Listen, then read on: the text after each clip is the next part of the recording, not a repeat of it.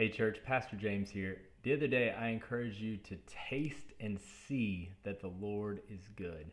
For you to experientially taste and see his goodness. And the way that you do that is for you to take refuge in him.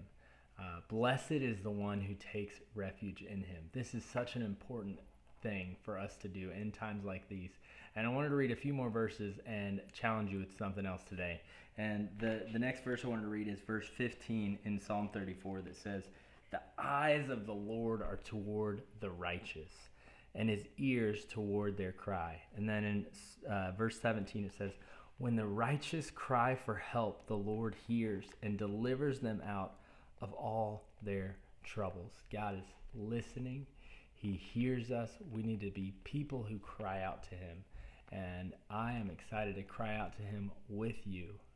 And I want to remind you of two more things. Verse 18, "The Lord is near to the brokenhearted and saves the crushed in spirit. Many are the afflictions of the righteous, but the Lord delivers him out of them all." The Lord is near to us when we are brokenhearted. He's near to us when we're crushed in spirit. He is going to deliver us out of all of our afflictions. It doesn't mean that we'll be spared from afflictions, but he's going to deliver us from them. And we can take a great hope in that he is worthy to worship and to take refuge in. And then in verse 22, it has one more reminder. It says, "The Lord redeems the life of his servants. None of those who take refuge in him will be condemned." He's going to redeem the life of his servants. No one who takes refuge in him will be condemned.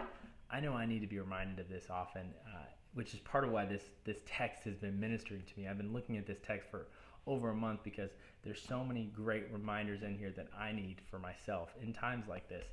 And we need to be people who remind one another of these things as well. And so my challenge would be for you to send a note, send an encouraging text to somebody today, just reminding them of this truth that God is sovereign, that he is in control, that he is where we should take refuge in times like these, and pray for them.